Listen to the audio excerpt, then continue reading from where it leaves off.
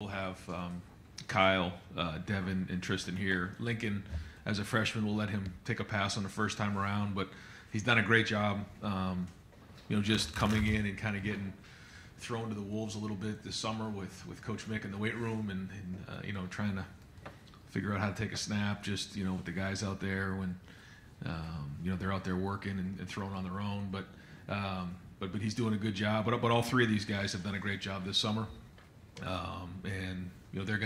They're gonna battle it out. It starts. It started in the spring. It continued throughout the summer, and now here we are. First day of spring or summer practice starting tomorrow. So those guys will be here for you. You guys can chat with them, and then we'll just take a few questions here. All righty, we'll open it up over here to the right. Dom Taberi, WBNS. Coach, I know you've been asked a lot about the quarterback situation. You had hoped to have a starter name coming out of spring ball. That didn't happen. Do you have in your mind when you want to have someone named, and do you see a scenario where two guys might play?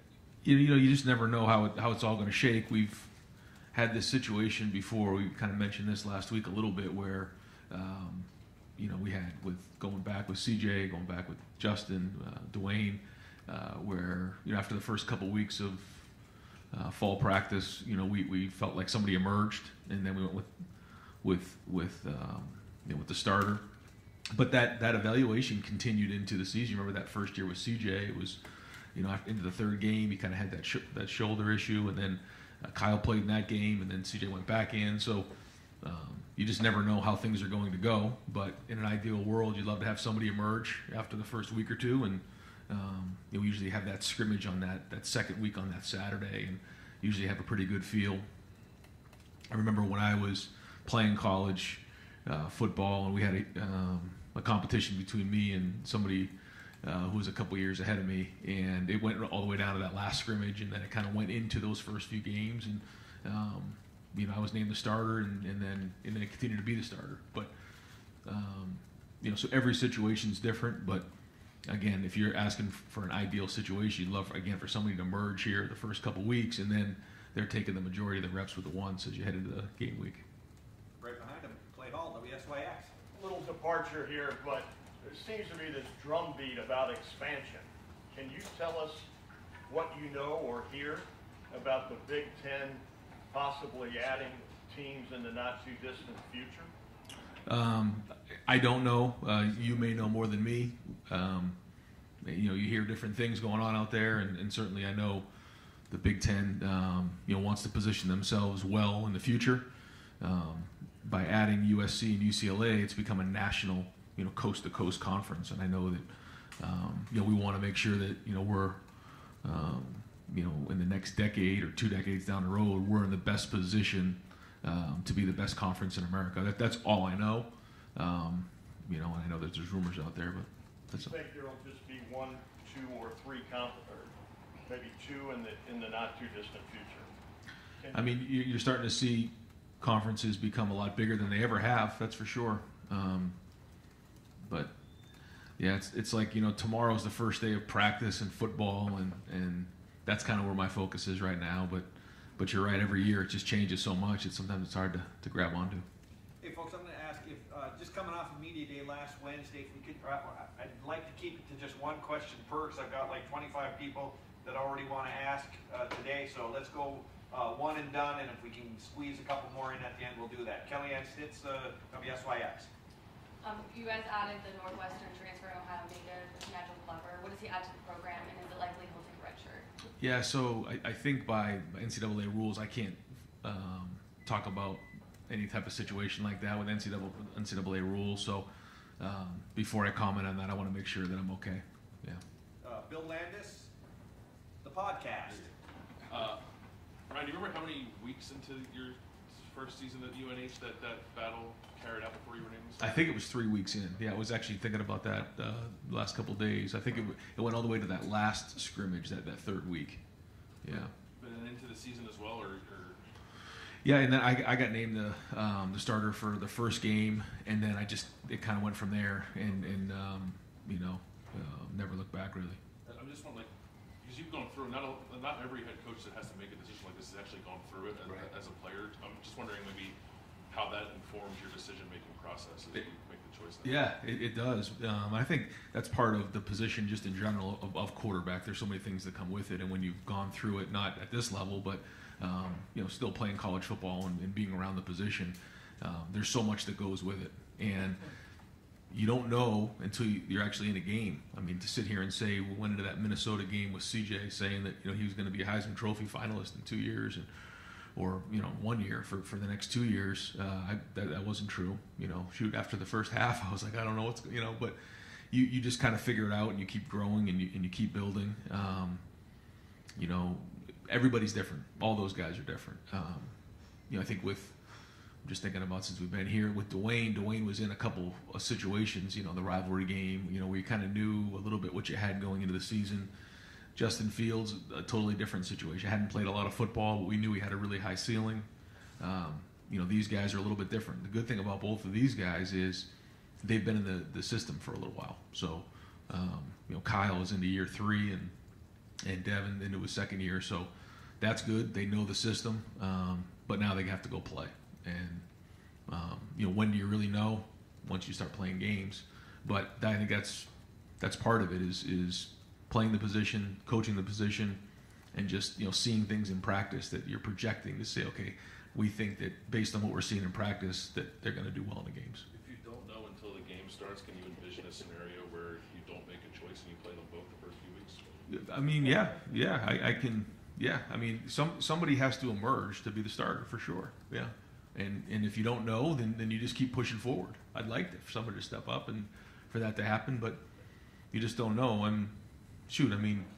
Joe broke his hand that 1 year. There's just things happen. You think about the year that the national championship was won here. It took all 3 guys.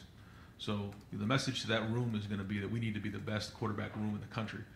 And whoever's playing on the field, the other 3 guys need to support him, and they need to keep pushing each other to be the best room. And right now, that's the focus. Right behind Bill, Cameron T. Robinson, the Athletic.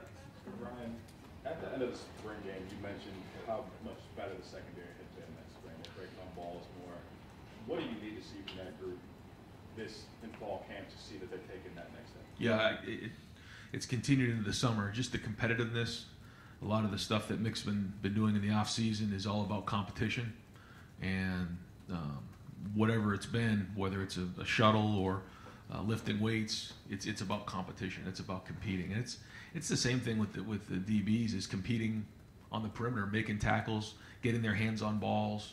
I mean that's what it comes down to. And if we're competitive, if we're fierce out there, if we're tough, if we're smart, then we'll have a chance. But everything we've seen so far is very encouraging. Right next door, Rob Aller, Columbus Dispatch.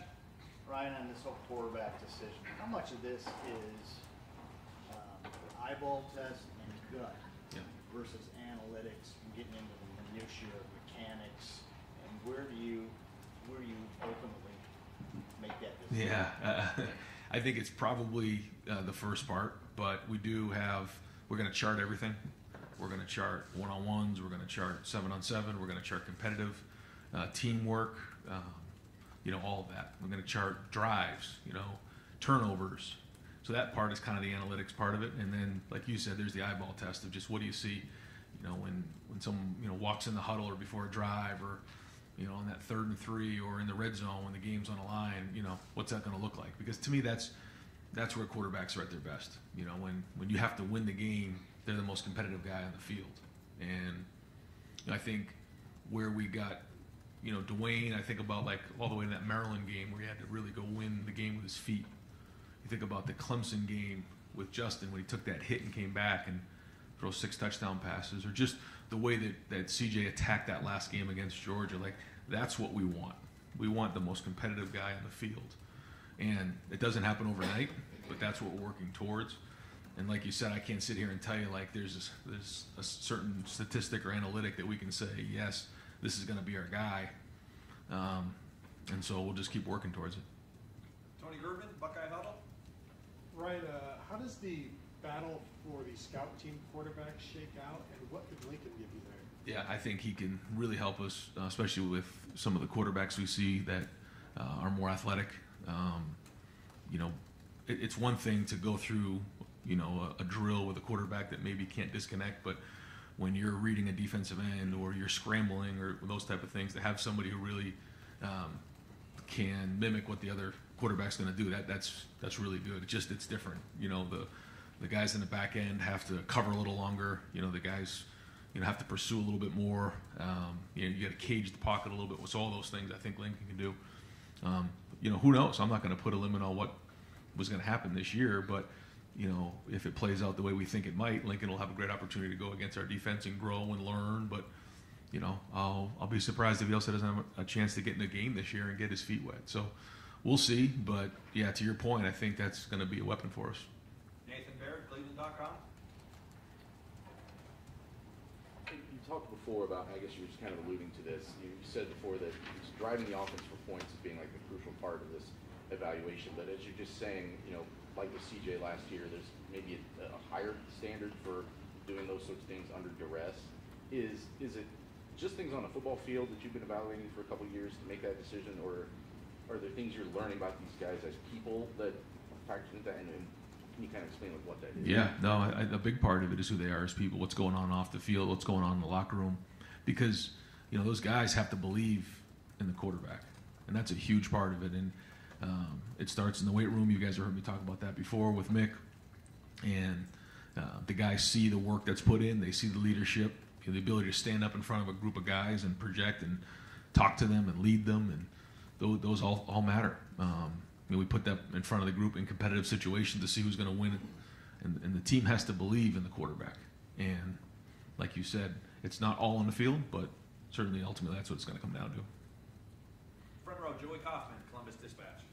Ryan, just on the other side of the ball, and we'll talk to Jim tomorrow about it too, but the jack position was something you guys shelved in the spring, and now with Mitchell Melton being back, sort of a lot of guys being at full strength, where does that fit into the picture? As camp goes on, we'll start to go back into that, personnel grouping and see how it plays out. The number one thing is, we've talked about this, is that you want to put your guys in the best position to be successful. And so if we think that the jack will give us something, we have like 3 or 4 guys that we think would be really good at the jack position, we'll do that. And so, he'll kind of talk through that with the defensive staff, and as we get through the first week or two, then we'll start diving into that. But it's certainly a package that brings a lot of confusion to the defense, and it's a little bit different in terms of the fits. So it gives us something, but at the same time, we want to make sure it's the right mix. Austin Ward, Rivals, dotting the I's.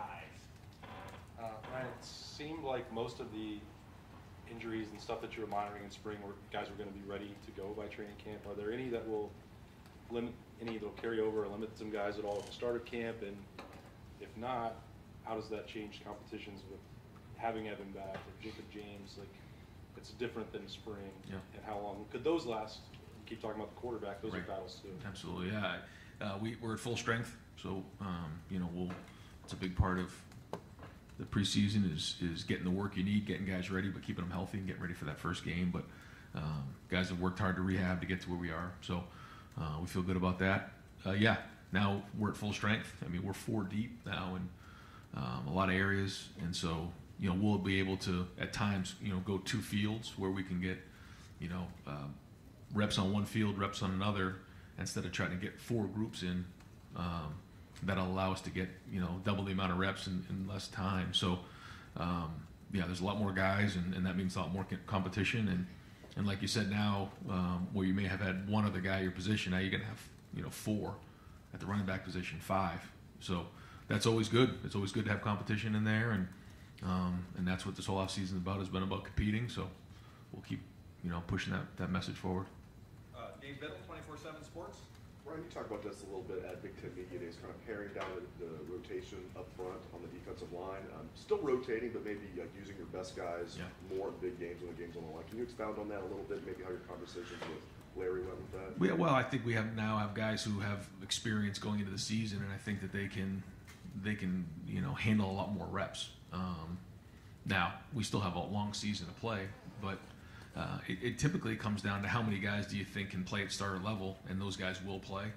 But I think the D-line that we have, these guys can handle more volume than maybe in the past. So we'll see how the younger guys develop. I mean, it's always good to have enough, more guys who can play in a game that you feel good putting in a game to rotate a little bit.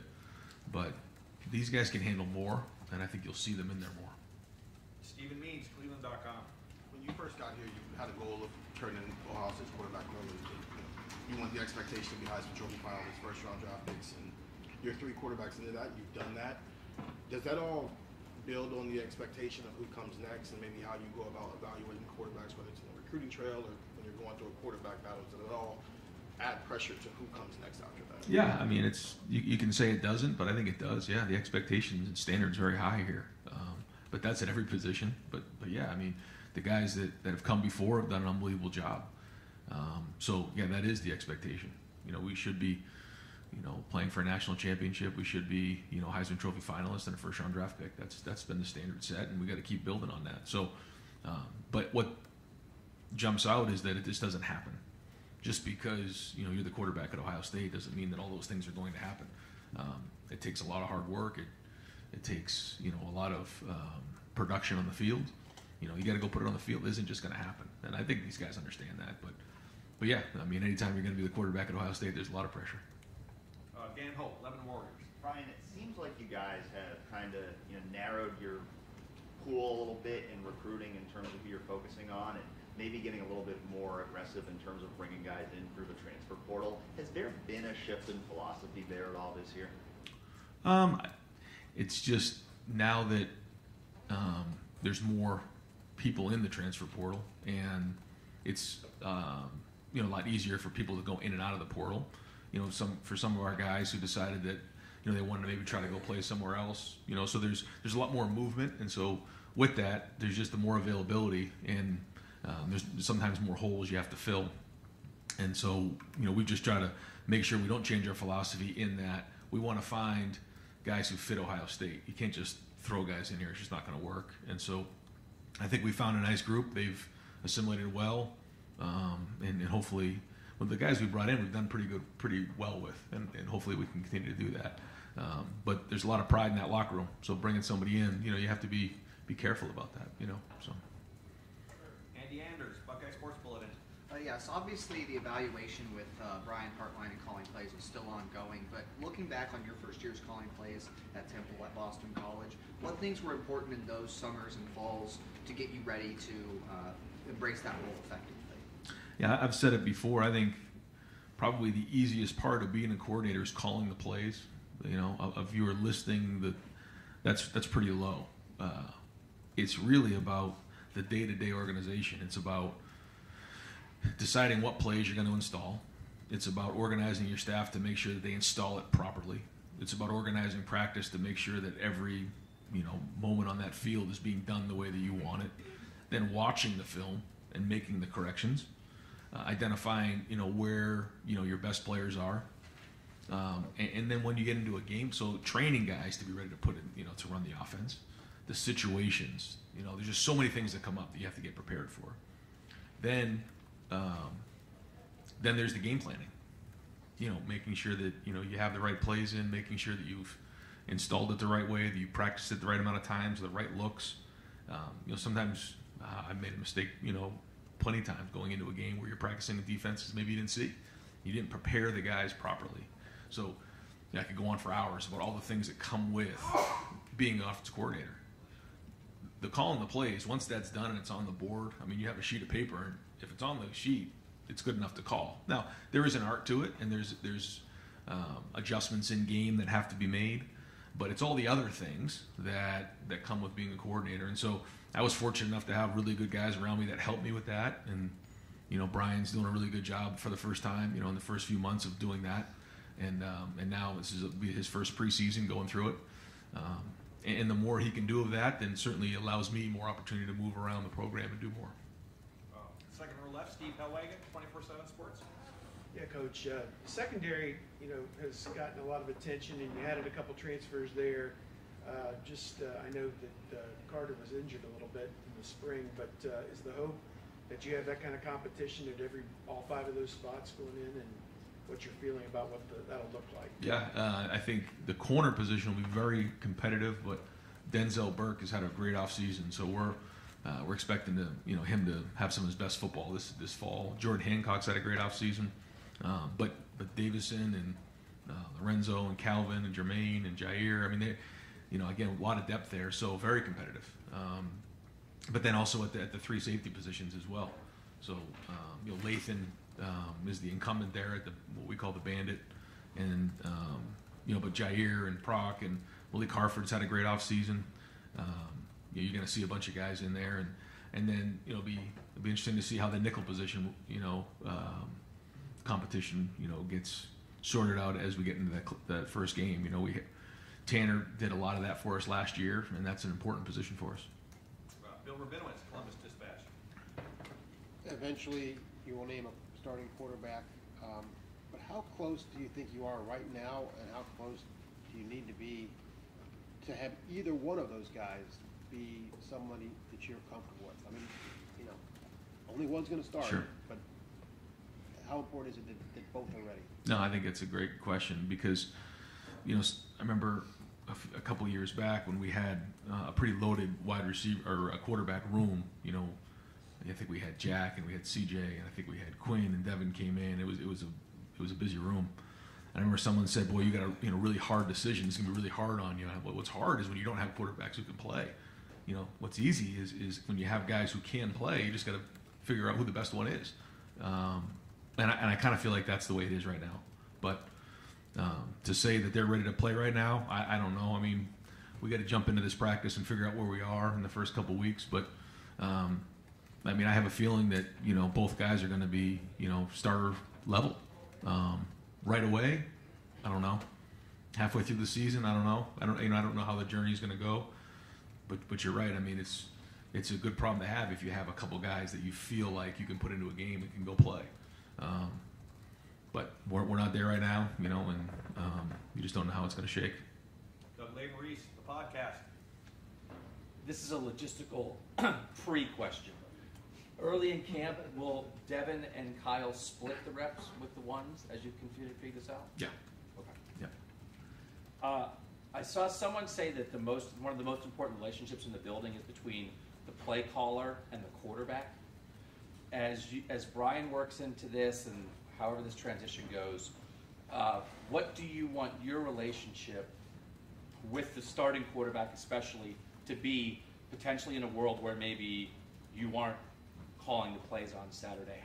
How much do you want to stay connected or need to stay connected to that starting quarterback? Yeah, I think it's critical that I stay connected in all of that because I think you're exactly right.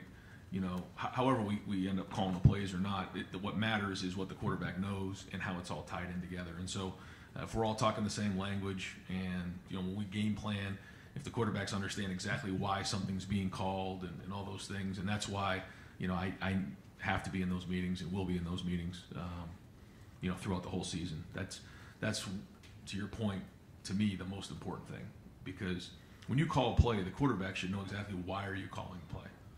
We're calling it to take a shot. We're calling it to get a completion. We're calling it because we're expecting, whatever. And that takes a lot of work in the meeting room. It takes a lot of preparation.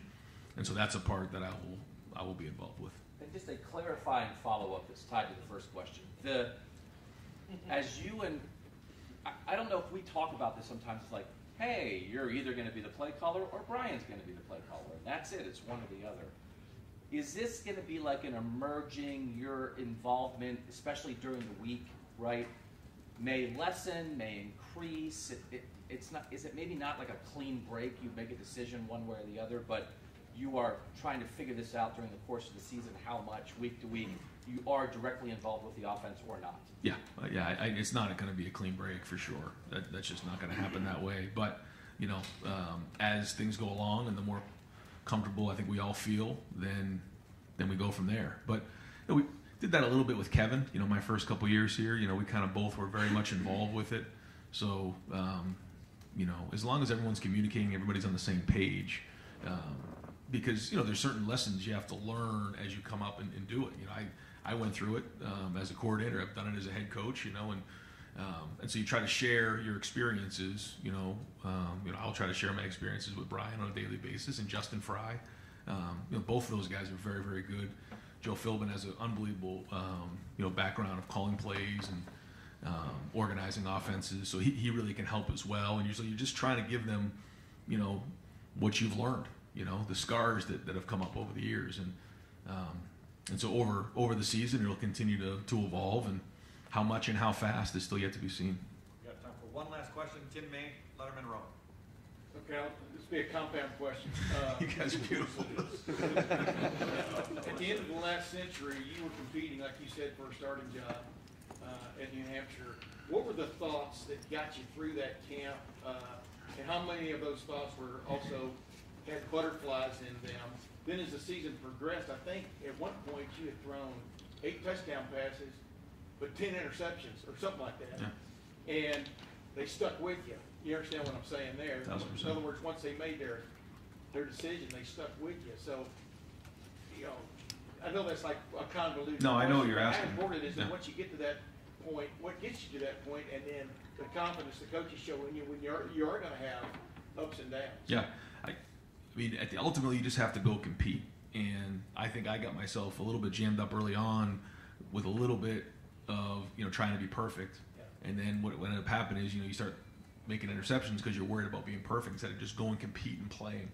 And how it all shakes out, you got to prepare the best you can and compete as hard as you possibly can. And then the more you play, the more confidence you get. And so, but that's part of coaching too, is the coaches bringing them along and building up their confidence that, hey man, you can do this. Because there is self-doubt that comes in every now and again. Yeah. You have to fight that. And there came that point. We saw it with Justin. We saw it with CJ.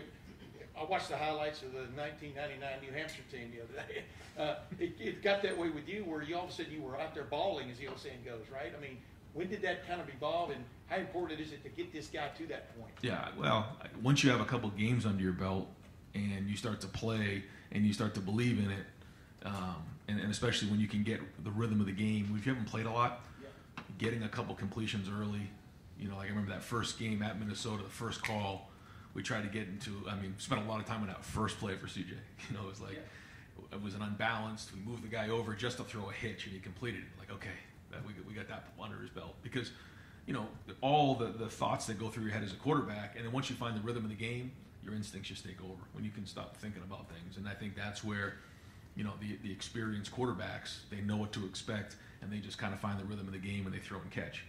Early on, you can kind of talk to yourself a little bit and spin yourself into a tizzy. And so but that's part of the coaching. That's part of bringing along a young quarterback, which, I think there's an art to it. I think there's a part of that you have to really consider when you're bringing somebody along. How are you doing that? You can't just throw them out there and expect them to, like that's why I felt, I think I've said this before, coming out of the Oregon game, we put too much on CJ. That was too much for him. We should have played better defense and run the ball. We didn't. He threw for over 400 yards. That wasn't CJ's fault. But he's getting a hard time, after the game on social media and everything. That was not CJ's fault. That was our fault. And that was a mistake, and you learn from those type of things. But I think that's all part of bringing along a young quarterback. Coach, thank you very much. Yeah, you got it, guys. Thanks.